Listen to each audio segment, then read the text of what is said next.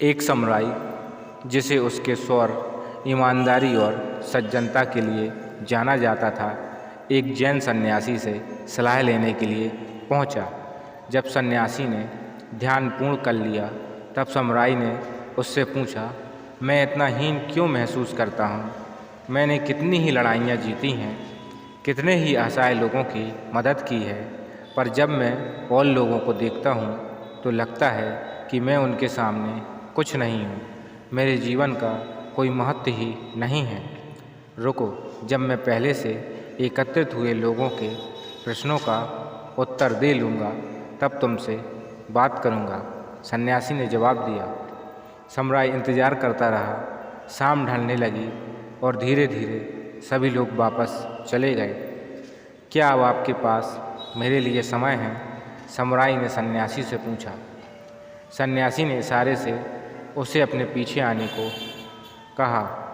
चाँद की रोशनी में सब कुछ बड़ा शांत और सौम्य था। सारा वातावरण बड़ा ही मोहक प्रतीत हो रहा था। तुम चाँद को देख रहे हो? वो कितना खूबसूरत है।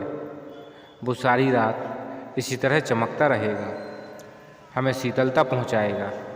लेकिन कल सुबह फिर सूरज निकल जाएगा और सूरज की रोशनी तो कहीं अधिक तेज होती है।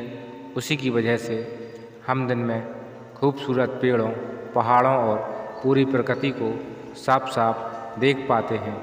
मैं तो कहूँगा कि चाँद की कोई ज़रूरत ही नहीं है, उसका अस्तित्व ही बेकार है।